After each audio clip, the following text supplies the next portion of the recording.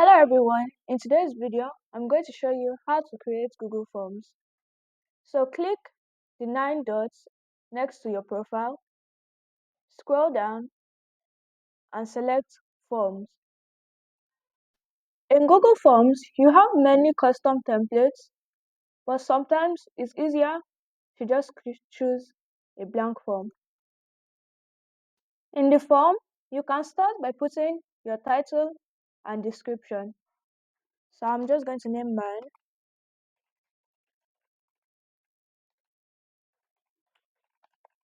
Workplace Feedback Form, and I'm going to paste the description. You can change the text style to bold, italic, or underline. Now it's time to start adding the questions. We have 12 different question styles, and I'm going to show you how to use each of them. The first style is short answer. You can use this when you're asking the respondents for things like their full name or email address. I'm going to come to this plus button here and click add a question. Now I'm going to change this to paragraph, and I'm going to make the question: describe any challenges you have faced in your current role and how we can support you. Paragraph allows for longer answers and it has no character limit. So I'm going to add another question, and question 3 is going to be multiple choice. So here I'm going to put, what departments do you work in? So in option 1, I'm going to put marketing, then click add option, and here I can type sales, and you can keep adding more and more options.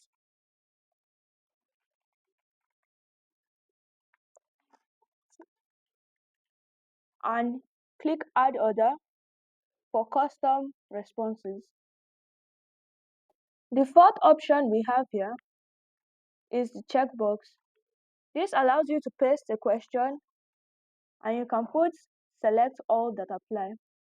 Here I'm going to put 5 options.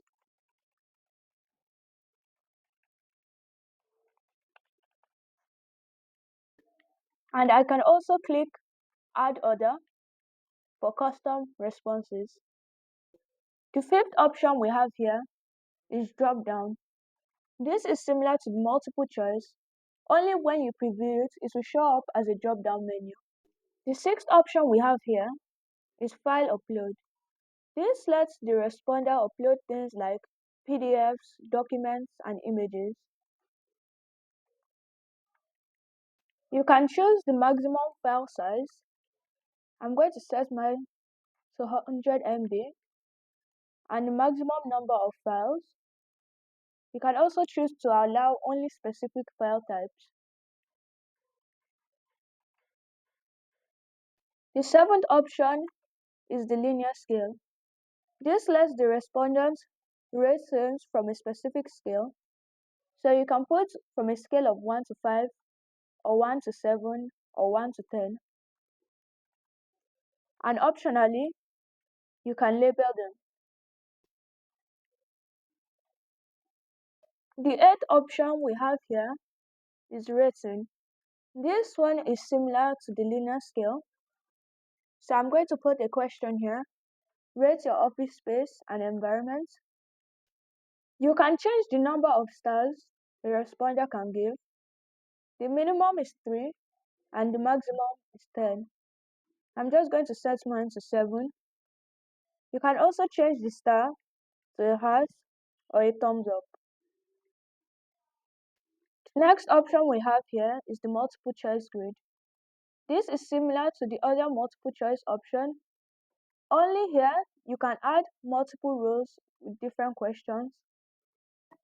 For example, I type, please rate your agreement with the following statements about our workplace. The respondents will be able to choose any of these 5 options for each of these questions. The next option is the checkbox grid. Using this, the respondents will be able to check more than one answer for each row.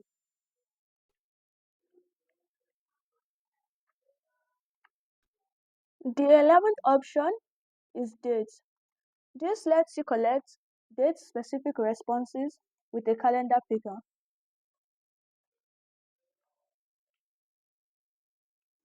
The 12th and final option we have here is time. This lets you collect time-specific responses.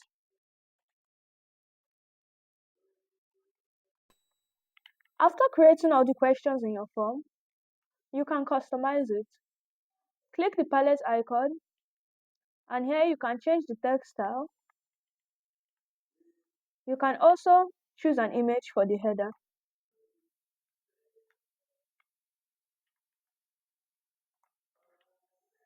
After choosing an image, you can click Insert, or you can upload custom images.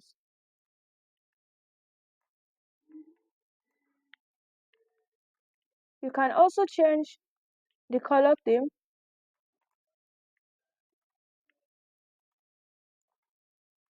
or you can add a custom color.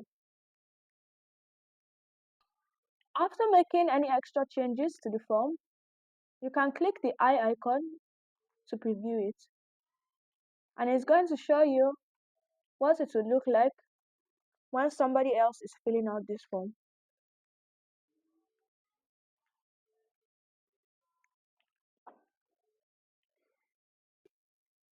If you're happy with the form as it is, you can go back and publish it, or you can share it with specific people. So I am going to publish mine, so anyone with the link can get it.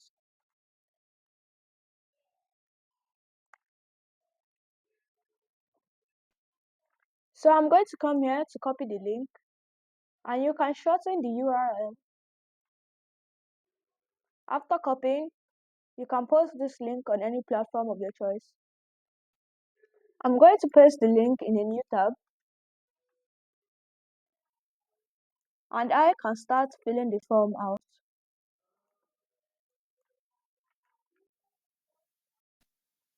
Whenever you want the form to stop accepting responses, you can come back here, click the Publish button, and you'll see Accepting responses is turned on. So come here and turn it off, and it will show you a message saying, responders will see this message, the form is no longer accepting responses. Click Save, and it will unpublish it. When anybody submits the form, you can come to the Responses tab, and it will show up here. And that is how you can easily create a Google form. If you found this guide helpful, don't forget to like, share, and subscribe to the channel for more videos like this. Also, don't forget to drop a comment below with any tips, tricks, or questions you might have. Thanks for watching, and I'll see you in the next video.